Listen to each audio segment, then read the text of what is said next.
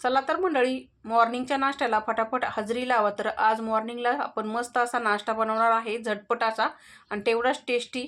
तर इथे बघा, शेंगदाणे तव्यावरती खरपूस भाजून घ्यायचे, मिक्सरच्या भांड्यामध्ये काढून बारीक पावडर करून घेतली. त्याच्यामध्ये गूळ टाकला किसलेला, परत एकदा मिक्सरला फिरून घेतलं.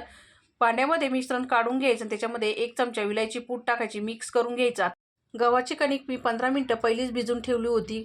गव्हाची कणिक व्यवस्थित भिजलेली आहे. थोडा छोटासा एक हुंडा घेतला, वाटी करून घ्यायची आणि त्याच्यामध्ये गूळ शेंगदाण्याचं मिश्रण भरायचं आणि जी वाटी आहे ती बंद करून सुकं पीठ लावून मस्त अशी ही पोळी आपल्याला लाटून घ्यायची आहे. पोळी लाटताना जास्त जाड पण नाही, जास्त पातळ पण नाही, मीडियममध्ये लाटून घ्यायची.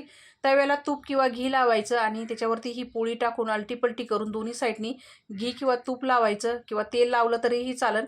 तर खरपूस अशी ही पोळी भाजून झाली मंडळी. तुम्ही पण अशी गूळ शेंगदाण्याची पोळी बनवता का? कमेंटमध्ये नक्की सांगा आणि या तुम्ही पण नाश्ता करायला जाता तर चॅनलला सबस्क्राईब करा. धन्यवाद.